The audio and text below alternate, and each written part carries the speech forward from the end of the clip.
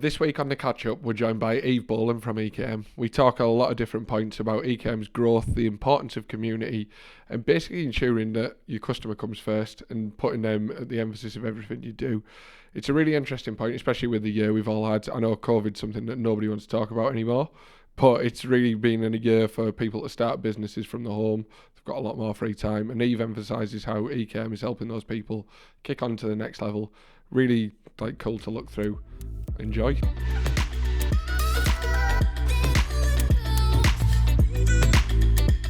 So yeah, I suppose the first question, Eve, how are you finding things at the minute, EKM? Really good, really busy.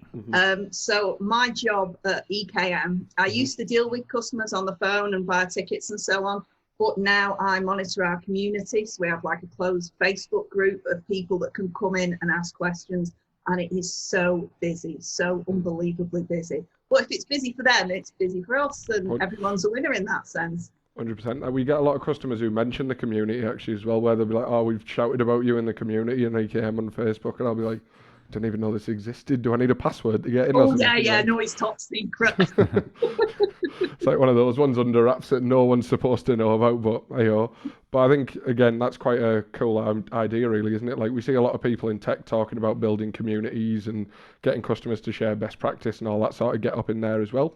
Yeah. So, again, is that something that was like an original idea from you guys, or? Well, originally, many moons ago when I started at EKM in like 2015, there used to be an old school forum, like early 2000s style forum.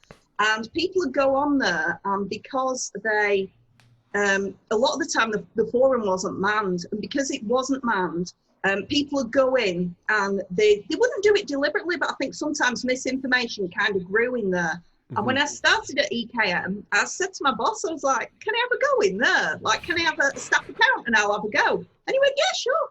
So I went in and I started talking to people. And then later on, Anthony said, why don't we move it from this old school like forum? Because no one really uses old school forums anymore. It's only a very small demographic.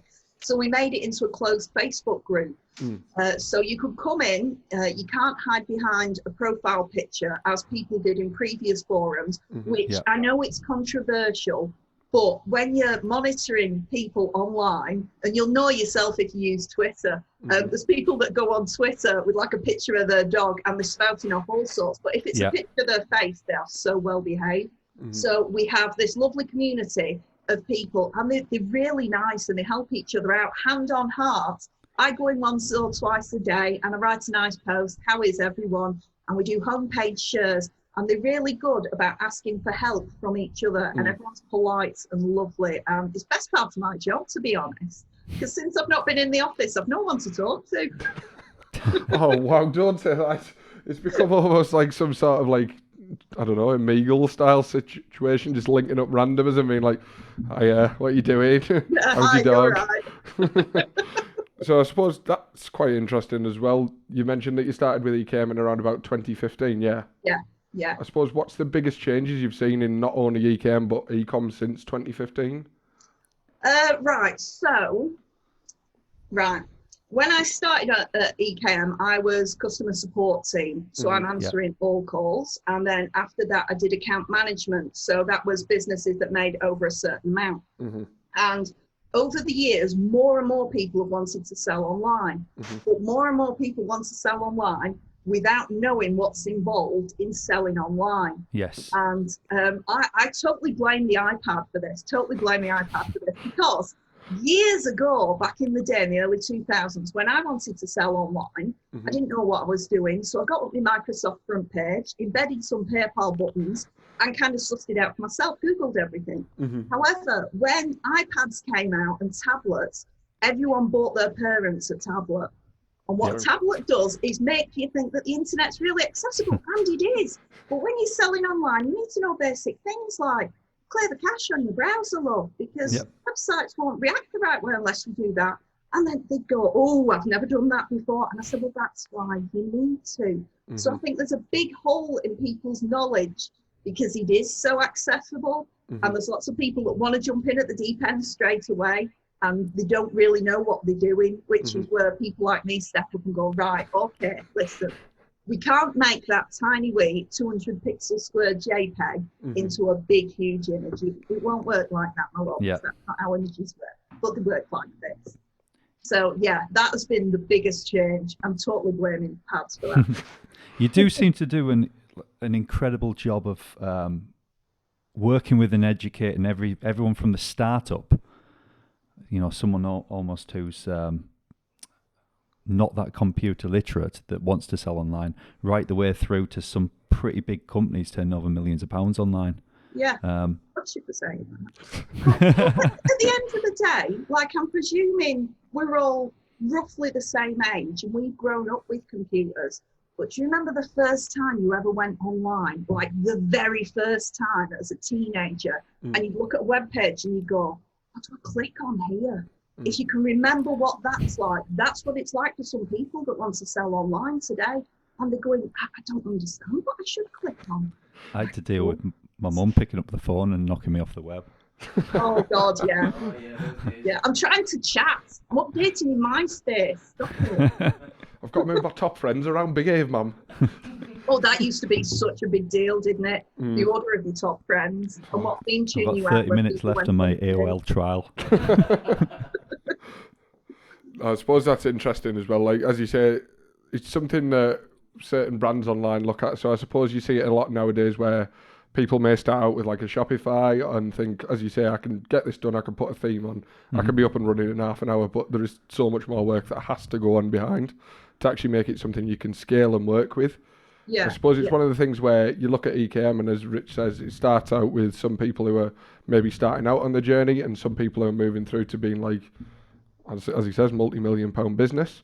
Yeah. It's about that sort of piece where how do you get someone and grow them efficiently? Like many companies say they will online, they say they'll grow you to this amount, or they say they have the capabilities to push it to that level. But like there's a whole backstory involved in how you get to that point and how you develop and the person's knowledge, as you say.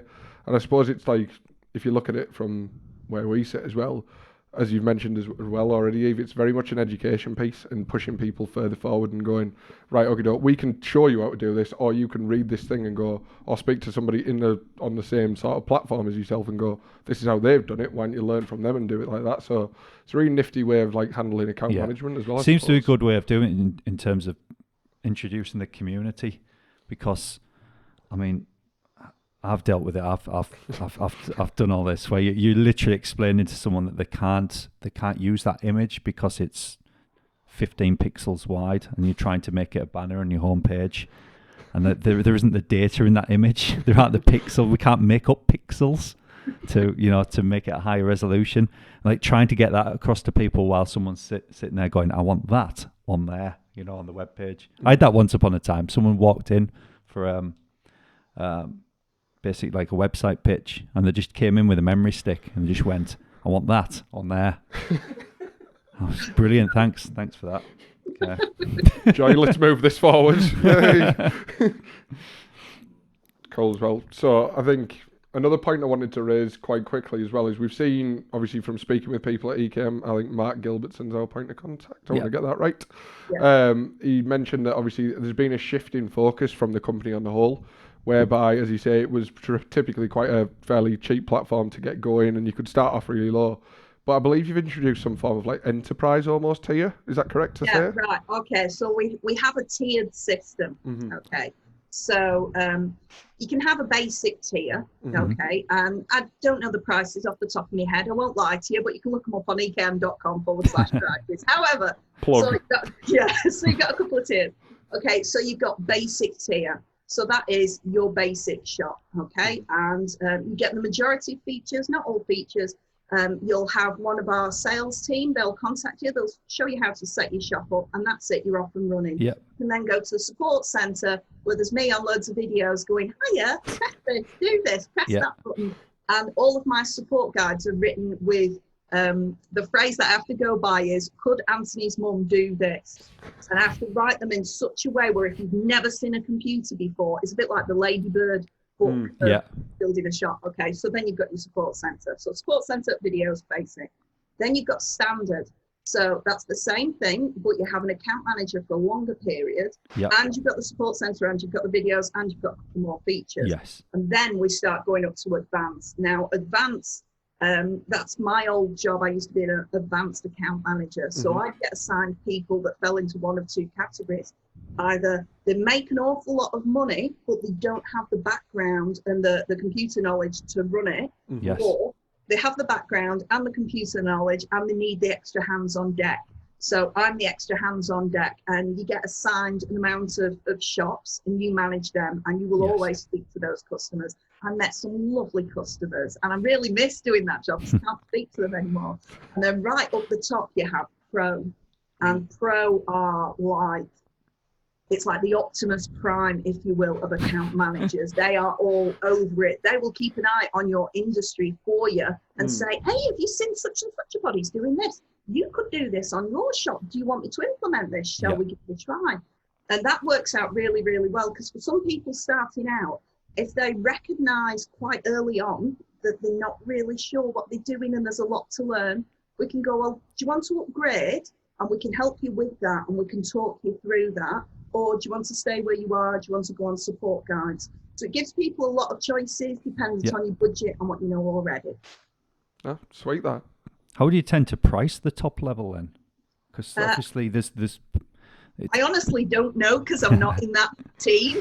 I wish I was in that team sometimes. But yeah, I presume the management all got together and worked out fair prices for it. Yep, makes sense. Yeah, because even if you just sign up to the basic tier, the amount of support that we offer for the basic tier, but if you don't have a clue what you're doing and you don't have the budget to go higher, the amount of support, like the support guides, the videos, we're available 7 days a week. We've got a wee community, so you can come and ask us questions. I think that's a lot of support compared to other e-commerce platforms within the same price point. I would 100% agree. I think like normally dependent on spending it, if you get like certain days account management or certain level of support, you'd have to be up to a certain tier. But to get to that tier, you need that support, I imagine. Yeah. So that's the beauty of that community, isn't it? Is that, I mean, you couldn't physically deal with all the questions coming in from the volume of startup businesses you've got, especially through what we've gone through this year. The amount of people just setting up businesses, kind of very quick turnaround. I imagine onboarding for yourselves will have been it's mental. Colossal. Absolutely colossal. Mental. But as well on community, if something outside of EKM affects people, like Felixstowe ports is it Surrey? Anyway, at Felixstowe, there was a bit of a problem with all the shipping containers, and there was a big build-up of shipping containers, and lots of shops didn't get their supplies from when they bought from abroad. Yes. And there was a little thread going on in EKM community, and people were saying it made them feel better to know that others were in the same boat and it would all be over soon. So they cheer each other up. It's really nice. That's pretty cool. There's been a lot of it happening with it, especially like containers coming in from China. There's been varying shipping prices. A lot of things have almost been blockaded, kind of thing, with what's going on. So it's good that people are in the same boat, helping one another. I guess from the agency side, that's the thing that you can never really fully sympathise with a retailer because you're not in that position directly. You're sitting there kind of to one side of it on the agency. Yeah, I think it's quite interesting again that it's a point that's raised where, like, we often talk about people and tell them this would be the best strategy for you to do this. This would be the best way for you to look at your site. This would be the best way to attract a customer to spend more. But at the same point, if I was to speak to somebody who was in, I don't know, sewing or something like that, I can't say I've sold since year 10 at school, so I wouldn't have a clue. We're fortunate in that a lot of these things are pretty much the same. You list an item, you take nice photography, you describe it well. You pick, pack and dispatch it, you deal with the courier and things, you deal with returns. It's fortunate that a lot of these things fall into a similar kind of sales process, I guess. Just out of interest, have you ever done anything in terms of, because obviously that community is absolutely huge, have you ever done anything, we talked about it this side a little bit, kind of sharing voucher codes amongst that community? Yeah, they started kind of doing pooling. that. Yeah, so at the start of lockdown, which feels like forever, it feels about 16 years ago, we did have a scheme going on where people were sharing voucher codes, and it wasn't just specific to EKM, it was anyone with an online shop. Do you know, Yes. now you're asking me about it, I can't even remember the name of it, but we did run a scheme for it. But we also do, on a regular basis, we do introduce yourself, post a link to your homepage, let us all know what it is that you do. And then for Black Friday, people just posted what they were doing on Black Friday. Oh, that's Here's my cool. voucher codes. So they all do buy off one another, and I buy off them as well. It makes sense, doesn't it? I mean, we've got shelving clients, we've got people who do kind of Exactly. containers and things like that. Packaging as well. Just packaging, all the stuff that you actually require to run your business. You know, you've got startups coming along, and they're sitting there, they're sitting there ready made to kind of make contact and actually work with them. So it does make sense. I suppose that is like, again, it's, I suppose like there's loads of points you can take away from this sort of conversation of how you look at the way that EKM does things, you look at the way EKM position themselves, and it's like fantastic for where you want to be. It's like how then you compare them and contrast them with the sort of Shopify model as well. I'm going to keep saying this because in my head that's the sort of where if I was starting a business I would go EKM or Shopify, I feel, to look at it because of the simplicity and because of the support that you've mentioned there, Eve. Yeah. It's the sort of thing where when you want somebody to sort of kick on, and as you say there, they move through this like pricing funnel you've got, so they'll get up to the support tiers, they'll head up to like the pro package, hopefully, like by the end of the term with you or something like that. I suppose where I'm going with this is it's interesting to see like from start to finish, do you know how many people will have moved from that sort of base package forwards to like a number of like higher level? That's a good question. There's quite a few because I reckon because I've worked there for so long, I do recognise some of the customers from their shop names, which is really sad, I know. So there is quite a large chunk. I couldn't give you a percentage, but I could tell you who I'd count on my Christmas card list because I recognise them from years beforehand speaking to them. No, it makes sense. I think it was just interesting, like, because as I've said growth till I'm blue in the face today, but it's essentially a growth platform and an acceleration for like your bedroom business and then moving forwards to becoming something sustainable and something highly profitable online. It's a case of how do you get to that level and at what point do you go down the famous EKM slide? When does that happen? Yeah, you have to make a certain amount of rev. We do public events, usually when we're in the office, when we're at EKM HQ. We do public events. So we have different people from different walks of life to come to speak. And we sell tickets for that, or sometimes we do free events. But when we do a free event, I don't know if you've ever spoken to Ian from the PPC team. If you haven't, you should be happy because he talks more than I do, bless him. Anyway, God love that man. And he shows people around and he makes sure that the tour always finishes right at the top of the building at the slide. And at that point, you have no choice but to go down that slide. And it's fantastic because you'll be in the canteen where the slide comes out, making a cup of tea, and you can just hear people screaming because they whip past you. But yeah, members of the public, customers have been on the slide. It's really, really good. I've been on it. Have you? Yeah. Oh, when did you go on it? Oh, a couple of years ago. Oh, I'd say it's when I first started with Salesfire. It's about 3 months in. So, Did you get your photo done? God, it's nearly 4 years ago. Yeah. Wow. 3.5 years ago, I think. Yeah, Did they need you some put kind of thing, your clocking check? how fast you got Top down. speeds. Yeah, I want a like photo bobsleigh finish. team, that type of thing. Yeah. I think Anthony at the time he said that they had to ban people from taking cups of coffee on there in the first week. Someone had actually slid down it with a cup of coffee in their hand. Why? You're asking Because- for trouble, aren't you? Because it's possible to do it, isn't it? It's going to happen, isn't it? I'd probably have been that person, to be fair. I can do it. The facilities there are absolutely incredible, though. It was funny. You can tell the attention to detail there. I think it had been open for several months, and Anthony was still going around snagging the place, and all the little finishing touches. There's areas where you go in. It's almost like in that auditorium that you've got. Oh my God, yes. I mean, you could hold awards dues there and things like it's absolutely incredible setup. You actually go in, you feel like you're walking into a cinema as well. We go in, it's like dark lights and corridors kind of thing as you go in, all setting the scene almost. It is an incredible setup.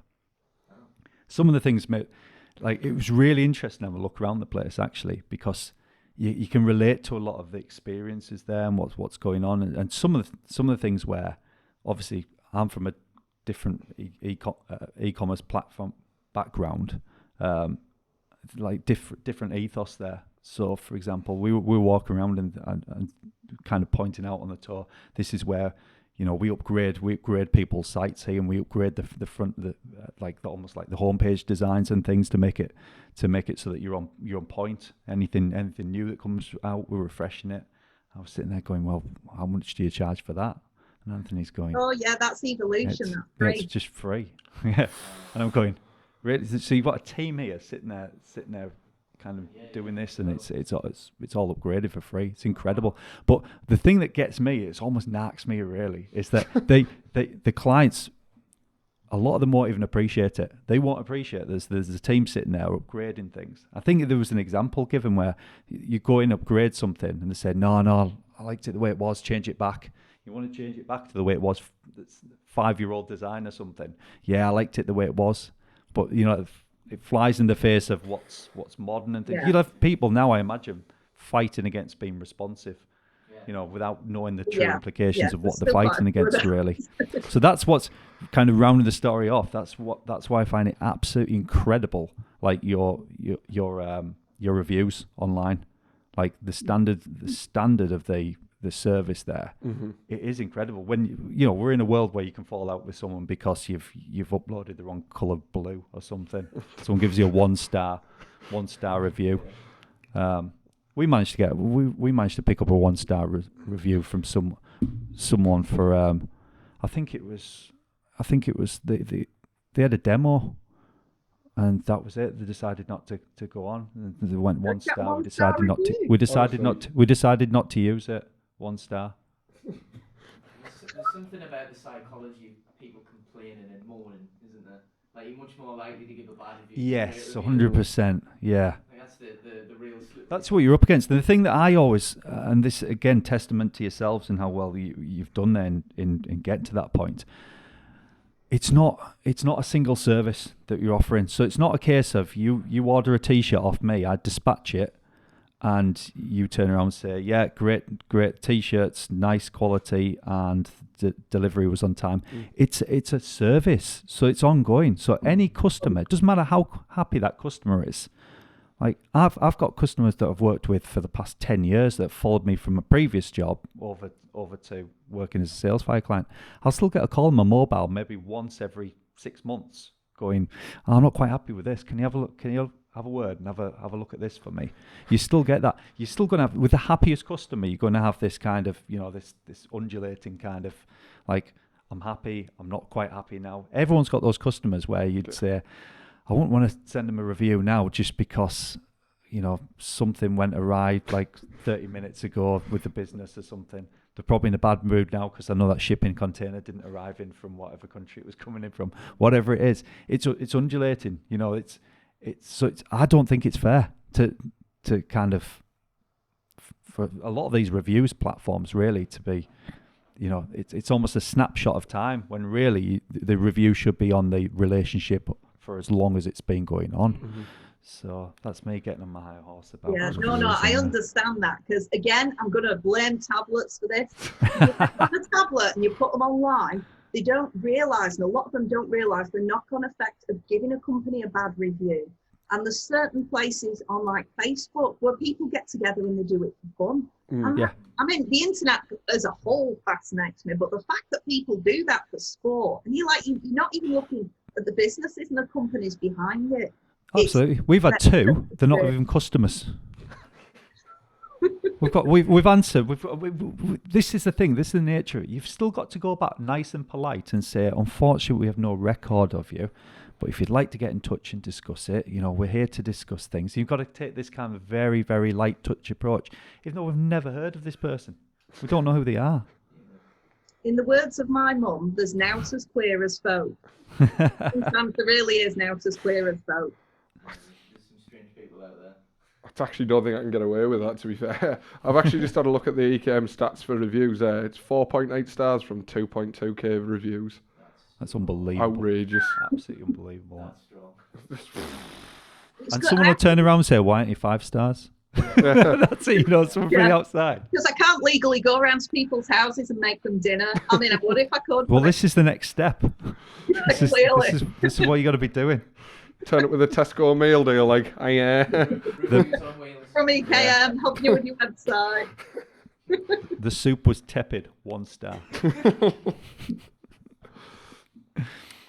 No, I think there's been points there, aren't there, really? There's like a number of points about, obviously, I think community is the key one, and building that sort of trust in the brand is something that you've discussed there, even obviously that evolution through 5 years of working there, seeing things change, seeing people grow, as you mentioned. And I think something I didn't even realise was that evolution thing was free.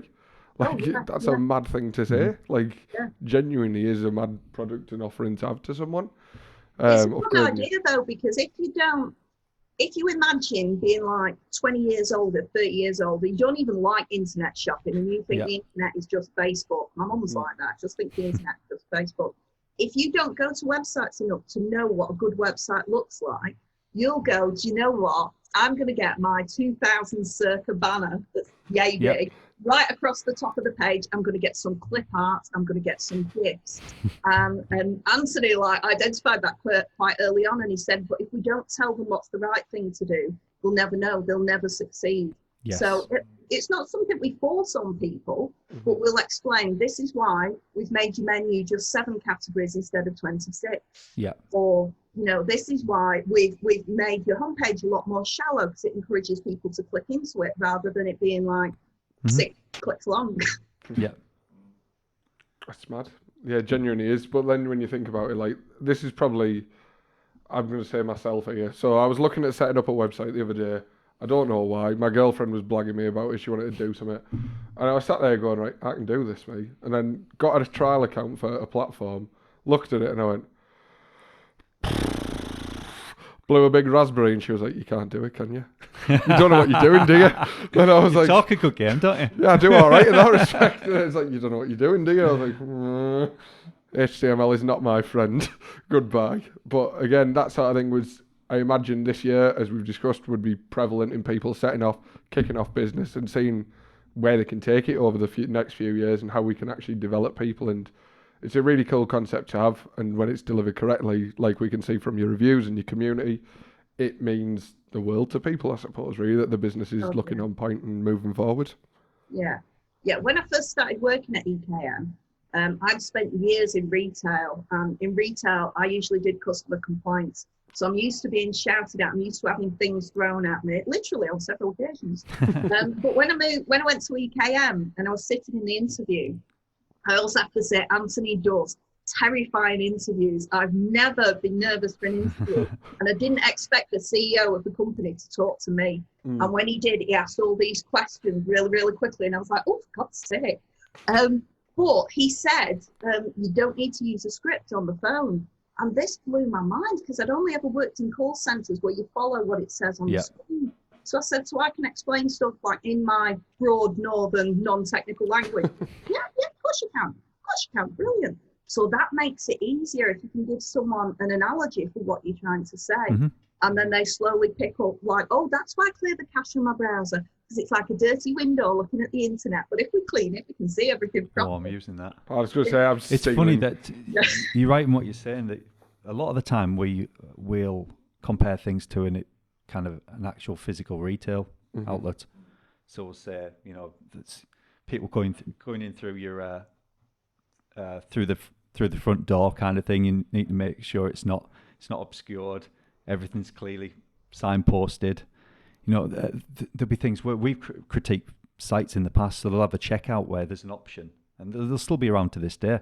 There's an option in the checkout where you can just press the bin and dump everything in your checkout all in one go. That's the equivalent. I guess the analogy there would say it's the equivalent of someone getting to the front of the queue and saying, "I can just go put all that back in the hangers for you if you want." Like, it's crazy you wouldn't do it. And it's amazing, these real world kind of analogies, they tend to hit home, really. Yeah.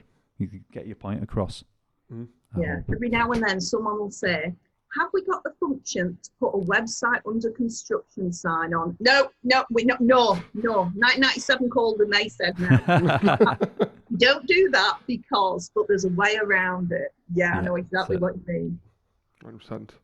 All back to the education, I suppose. Yeah. That's it. Complete. I think that's pretty much wrap up time there, Eve. But it's been a pleasure speaking to you. Have a nice weekend. Thank Cheers. you. All right, Bye.